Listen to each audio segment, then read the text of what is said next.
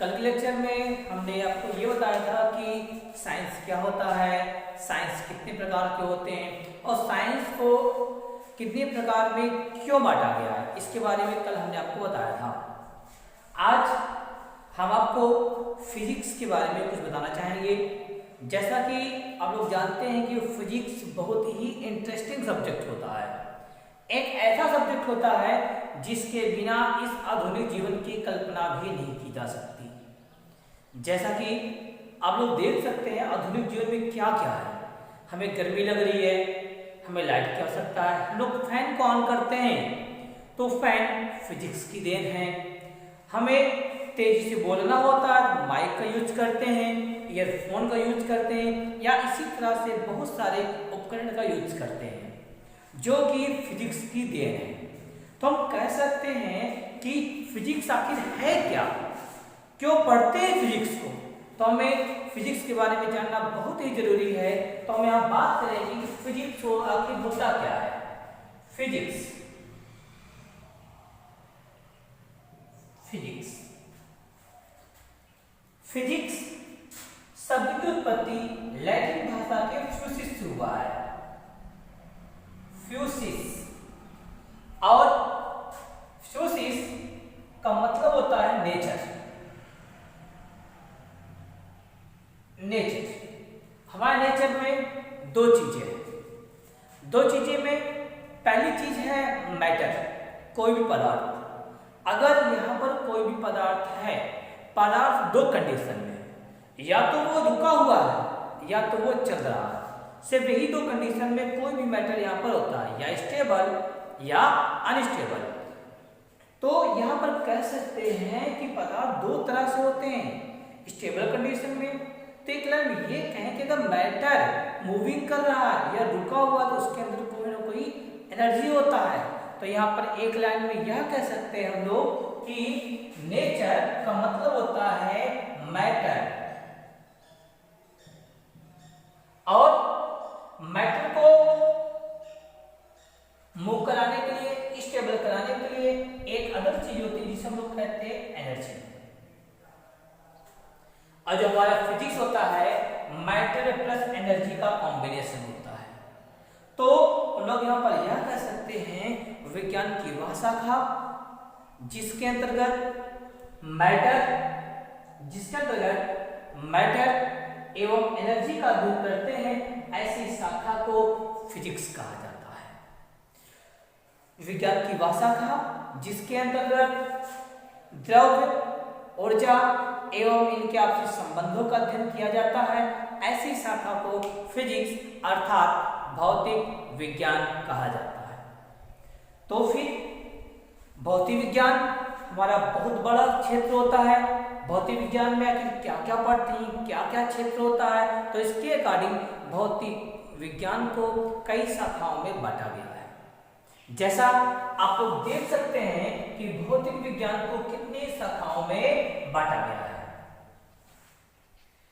किसी भी सब्जेक्ट को जब भी बांटा जाता है कई शाखाओं में बांटने का बस सिर्फ और सिर्फ एक तात्पर्य होता है जिससे हमें उसके अध्ययन में आसानी हो। जैसे कि अगर हमारे पास अलमारी है, अलमारी में अगर हमने किसी भी सामान को कहीं पर रख दिया, हमसे पूछा गया कि भाई ये सामान कहाँ पर है, तो हम किसी को संकेत करते हैं कि यह सामान अलमारी के इस ड्रॉर में रखा गया है। इस बात को बताते हैं, मतलब कि हम लोग अलमारी को कई सेक्शन में डिवाइड करते हैं ताकि सामान को आसानी से रख सकें। कपड़े के लिए अलग रखते हैं, या फिर कोई गहने रखने के लिए, पैसे रखने के लिए उसके लिए अलग से ड्रॉर बनाते हैं, कुछ डॉक्यूमेंट रखने के लिए उसके लिए अलग से ड्रॉर बनाते हैं, कपड़े को टांगने के लिए उसमें हैंगर अलग से बनाते हैं। तो अपनी आवश्यकता अनुसार हम लोग अलग अलग तरह से व्यवस्था करते हैं। इसी प्रकार से भौतिक विज्ञान को अध्ययन में सुविधा के अनुसार कई भागों में डिवाइड किया गया है। बेसिकली भौतिक विज्ञान को दो भागों में डिवाइड किया गया है।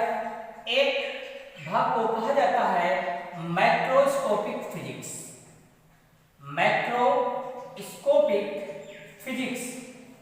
और दूसरे भाग को कहा जाता है माइक्रोस्कोपिक फिजिक्स। मैक्रो का मतलब होता है स्थूल, माइक्रो का मतलब होता है स्थूल। स्थूल जिन वस्तुओं को हम लोग देख सकते हैं, आसानी से उसको फील कर सकते हैं, ऐसे वस्तुओं का अध्ययन हम लोग माइक्रोस्कोपिक में करते हैं। और जिसको हम देख नहीं सकते, जो हमारे कल्पना में है, जो हमारी कल्पना में है, वास्तविकता में है, बहुत छोटे हैं, ऐसे चीजों का अध्ययन हम लोग माइक्रोस्कोपिक फिजिक्स में करते हैं। माइक्रोस्कोपिक को एक नाम और दिया जाता है, इसको कहा जाता है classical physics. Classical physics, classical का मतलब होता है चिरस्थायित्व भौतिकी, चिरस्थायित्व भौतिकी।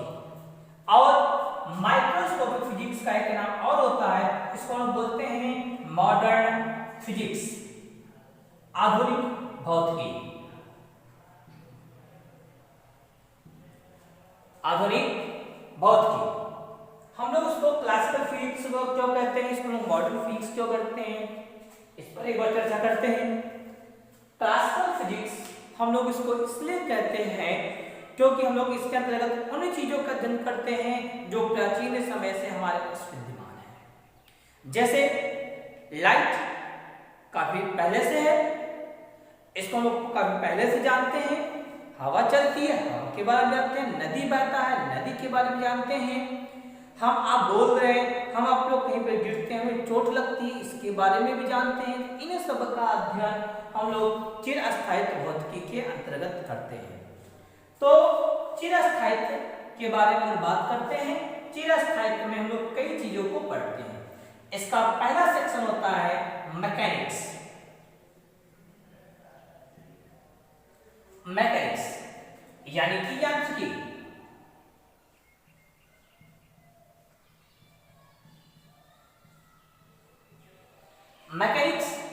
मैकेनिक्स के अंतर्गत हम लोग यंत्र विज्ञान को पढ़ते हैं।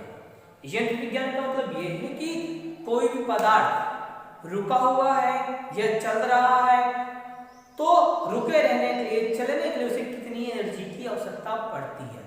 अगर रुका हुआ है तो क्यों रुका हुआ है, चल रहा है तो क्यों चल रहा है, इन सब का अध्ययन हम लोग मैकेनिक्स में करते हैं। मैकेनिक्स की भी कई शाखाएं होती है, इसके बारे में हम आपको आगे बताएंगे अगले लेक्चर में।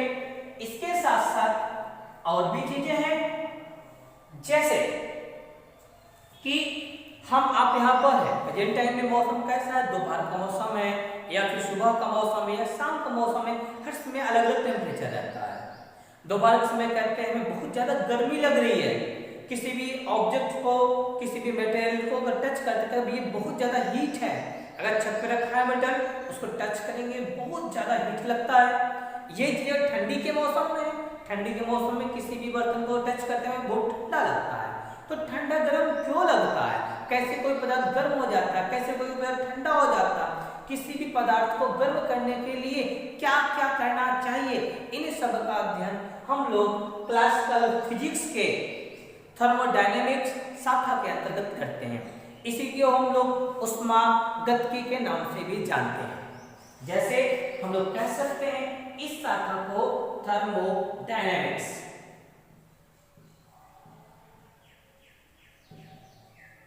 इसको हम लोग कहते हैं ऊष्मागतिकी। ऊष्मागतिकी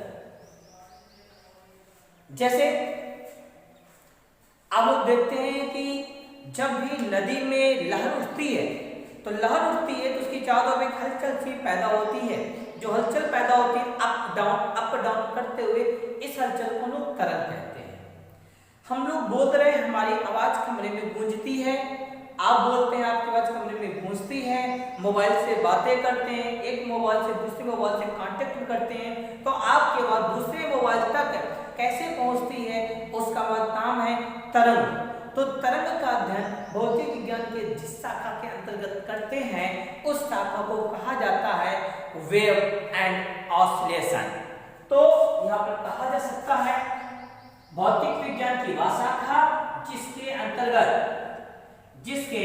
अंतर्गत तरंग एवं उनकी गतिविधियों का अध्ययन कहा जाता है, उस शाखा को एवं ऑसिलेशन फिजिक्स कहा जाता है। तरंग एवं दोलन फिजिक्स कहा जाता है।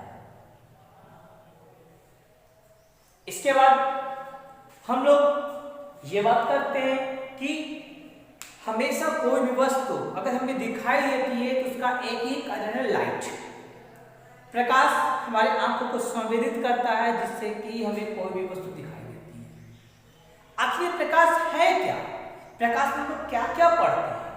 प्रकाश की कौन कौन से क्रियाकलाप हैं जो हमें प्रभावित करती हैं? इन सब गतिविधियों का अध्ययन भौतिक विज्ञान के जिस शाखा के अंतर्गत करते हैं उस शाखा को प्रकाश की भौतिकी कहा जाता है, या इसी को हम लोग ऑप्टिक्स के नाम से जानते हैं। तो यहाँ पर कहा जा सकता है कि भौतिक विज्ञान की वह शाखा जिसके अंतर्गत प्रकाश के गतिविधियों का अध्ययन किया जाता है उस शाखा को प्रकाशिकी के नाम से जाना जाता है। अब हम लोग ये बात करते हैं कि हमारे आसपास में लाइट जो बिजली आती है हमारे यहाँ, कहते हैं कि कहीं बिजली गिर गई, बिजली, आखिर बिजली शब्द है क्या? लाइट बनती कैसे? लाइट का फ्लो कैसे होता है? कैसे एक जगह से दूसरी जगह तक ट्रांसफर होता है? इन सब का अध्ययन भौतिक विज्ञान के जिस शाखा के अंतर्गत करते हैं उसे हम लोग इलेक्ट्रोफिजिक्स के नाम से जानते हैं। इलेक्ट्रोफिजिक्स में एक और बात होती है कि जब भी इलेक्ट्रॉन मूवमेंट करने लगते हैं तो उसके कारण उसके चारों ओर मैग्नेटिक फील्ड, चुंबकीय क्षेत्र उत्पन्न हो जाता है। तो इस तरह से इन दोनों सेक्शन का हम लोग एक साथ अध्ययन करते हैं और इस शाखा को हम लोग कहते हैं, इस शाखा जिसके अंतर्गत वैद्युत एवं चुंबकीय प्रभावों का अध्ययन करते हैं फिजिक्स की, उस शाखा को इलेक्ट्रोमैग्नेटिक्स कहा जाता है। इलेक्ट्रोमैग्नेटिक्स कहा जाता है। इसको हम लोग हिंदी में कहते हैं वैद्युत चुंबकत्व। अब इसके बाद आते हैं माइक्रोस्कोपिक फिजिक्स या मॉडर्न फिजिक्स। इसके अंतर्गत हम लोग सूक्ष्म वस्तुओं के भौतिक गुणधर्मों का अध्ययन करते हैं। सूक्ष्म में जैसे आपको होता है एटम, परमाणु भौतिकी, एटॉमिक फिजिक्स। इसमें हम लोग क्या पढ़ते हैं? इसमें हम लोग ये पढ़ते हैं कि नाभिक से इलेक्ट्रॉन कैसे जुड़े हुए होते हैं और परमाणु के कौन कौन से गुणधर्म होते हैं। इन सब का अध्ययन हम लोग परमाणु भौतिकी में करते हैं। अब हम लोग बात करते हैं न्यूक्लियस। न्यूक्लियस क्या होता है? नाभिक के बहुत सारे गुण होते हैं। नाभिक के भीतर जो भी कण पाए जाते हैं उसको हम लोग न्यूक्लियस कहते हैं। जैसे प्रोटॉन, न्यूट्रॉन्स नाभिक के भीतर पाए जाते हैं। प्रोटॉन से कैसे बने हैं, न्यूट्रॉन से कैसे बने हैं, या फिर नाभिक को कैसे तोड़ा जाए, तोड़ने में कितनी एनर्जी चाहिए, परमाणु बम, हाइड्रोजन बम, न्यूक्लियर रिएक्टर, इन सब का अध्ययन भौतिक विज्ञान के जिस शाखा में किया जाता है उस शाखा को न्यूक्लियर फिजिक्स या नाभिकीय भौतिकी के नाम से जाना जाता है। इसके बाद इसी शाखा के अंतर्गत हम लोग उन तथ्यों का अध्ययन करते हैं जिसमें धारा का प्रवाह होता है। जिन पदार्थों में धारा का प्रवाह होता है उन पदार्थों का क्या क्या गुण होता है, उसको बनाया कैसे जाता है, या फिर वह आवेश के प्रति कैसे सेंसिटिव होते हैं। इन सब का अध्ययन माइक्रोस्कोपिक फिजिक्स के जिस शाखा के अंतर्गत कहा जाता है उसे इलेक्ट्रॉनिक्स फिजिक्स के नाम से जाना जाता है। इलेक्ट्रॉनिक्स फिजिक्स के नाम से जाना जाता है। इस तरह से हम लोग फिजिक्स को दो सेक्शन में डिवाइड करते हैं और अध्ययन में सुविधा के अनुसार उन्हें विभिन्न सेक्शनों में डिवाइड करते हैं। Mechanics, thermodynamics, wave and oscillation, इन सब को हम लोग क्लास 11 में पढ़ते हैं। और बाकी जितने सेक्शन, जितने टॉपिक्स दिख रहे हैं उन सबको हम लोग क्लास 12 में पढ़ते हैं। ये पूरा का पूरा फिजिक्स हमें क्लास 11 और 12 में पढ़ना पड़ता है। क्लासिकल फिजिक्स के फादर सर आइजैक न्यूटन को कहा जाता है।